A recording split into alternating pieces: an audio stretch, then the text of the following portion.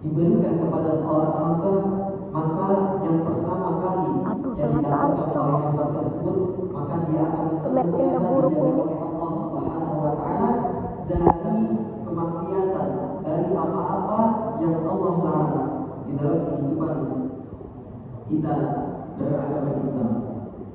Lalu yang kedua, pastinya ketika kasih sayang atau rahmatnya Allah itu kita dapatkan, pastinya seorang hamba tersebut akan lebih cinta lagi, akan lebih giat lagi melaksanakan ibadah-ibadah, tuntunan-tuntunan yang ada di dalam agama Islam. Maka dari itu, keistimewaan yang mana paling tidak keistimewaan dari malam Lailatul Qadar itu dilipat gandakannya pahala kebaikan seseorang. Lalu yang kedua akan diampuni dosa-dosa seseorang yang beramal pada malam tersebut. Jemaah yang dirahmati Allah Subhanahu wa Ta'ala, maka sungguh rugi seseorang yang masih diberikan kesempatan untuk hidup tetapi tidak memanfaatkan umurnya, sisa umurnya tersebut untuk mempersiapkan amal ibadah untuk menghadap Allah Subhanahu wa Ta'ala. Maka dari itu kita persiapkan lagi, kita kencangkan lagi salatnya, kita perbanyak lagi membaca Al-Qur'annya, kita perbanyak lagi berbagi hartanya, berbagi sesama saudara kita. Jangan sampai kita ketika wafat, na'udzubillah, kita tidak membawa apa-apa, bahkan tidak membawa syafaat. Banyak, begitu banyak syafaat-syafaat yang ada di dalam kehidupan kita, seperti misalkan syafaat Rasulullah. Maka kita ingin mendapatkan syafaat beliau, laksanakan sunah-sunahnya. Syafaat Al-Quran, maka berdoa dengan Allah. Perbanyak baca Al-Quran, belajar Al-Quran, hafalkan Al-Quran, amalkan Al-Quran.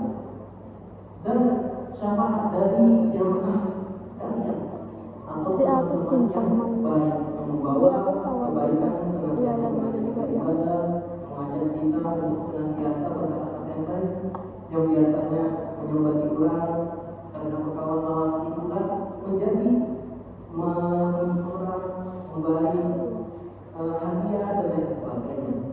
Maka itu adalah syafaat yang diinginkan dalam akhirat. Sebagai penutup, ada sebuah kisah seorang sahabat yang bernama Thauban radhiyallahu anhu, semoga Allah meridhoinya. Bahwasanya beliau ini terkenal seorang jamaah masjid yang mana ketika beliau itu rutin melaksanakan itu sholat berjamaah, tetapi beliau khusus selalu duduk atau selalu mengisi saf paling kanan. Kenapa? Karena supaya ibadahnya lebih fokus lagi. Kadang-kadang kalau misalnya di pojok-pojokan itu Pak, itu lebih aman dari kayak pemanggilan atau lain sebagainya, interaksi dengan yang lain. Mungkin bisa saja interaksi atau pemanggilan tersebut tidak bermanfaat.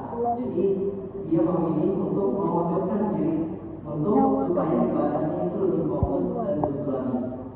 Singkat ceritanya, ketika sholat subuh, sahabat Thauban radhiyallahu anhu itu tidak ada. Lalu Nabi Muhammad SAW itu melihat saking seringnya seorang sahabat Thauban itu, jadi ketika tidak ada, maka Nabi itu tahu karena saking seringnya berjamaah. Lalu ditunggulah seorang sahabat tersebut, ditunggu berjalan waktu berlanjut sampai waktu terus lama karena takut kehabisan waktu subuh, maka Rasulullah dan para sahabat melaksanakan sholat subuh tersebut. Setelah selesai sholat subuh, maka Rasulullah dan sahabat mencari rumah di mana tempat tinggalnya seorang sahabat yang bernama Thauban radhiyallahu anhu. Ternyata jemaah sekalian, ketika ditelusuri, dicari, bahwasanya perjalanan seorang sahabat ini menuju masjid itu selama 3 jam. Anggaplah, karena di zaman dahulu kan tidak ada kendaraan, tidak ada mobil, anggaplah berjalan kaki kan itu kira-kira sini ke mana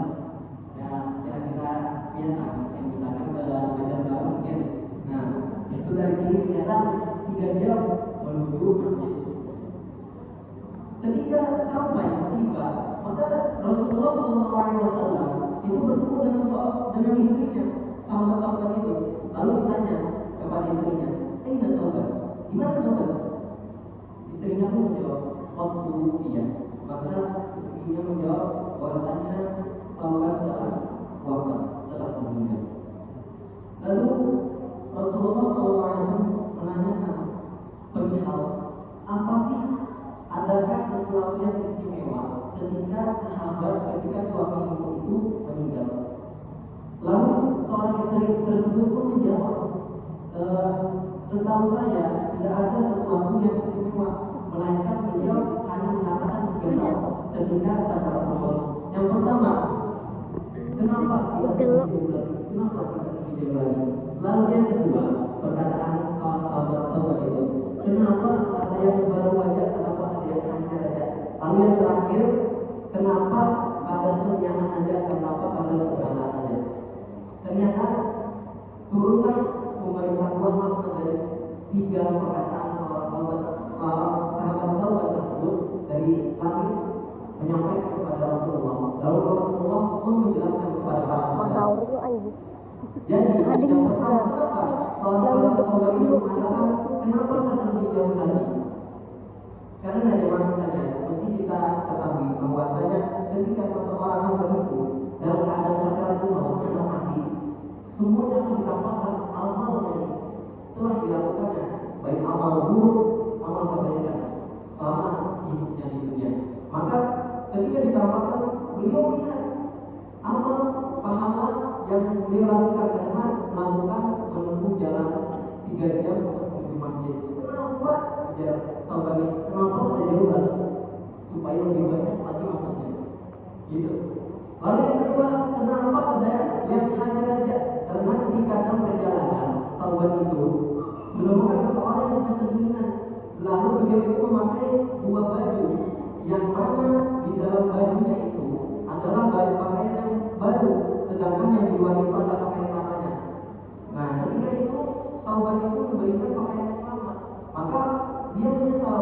Pas ketika itu, maka dia menyebut, kenapa kalian menjelaja supaya lebih bagus masuk pahalanya, supaya lebih banyak. Lalu yang terakhir, beliau karena terbiasa berbagi, terbiasa bersedekah, berinfak, kenapa beliau menyesal?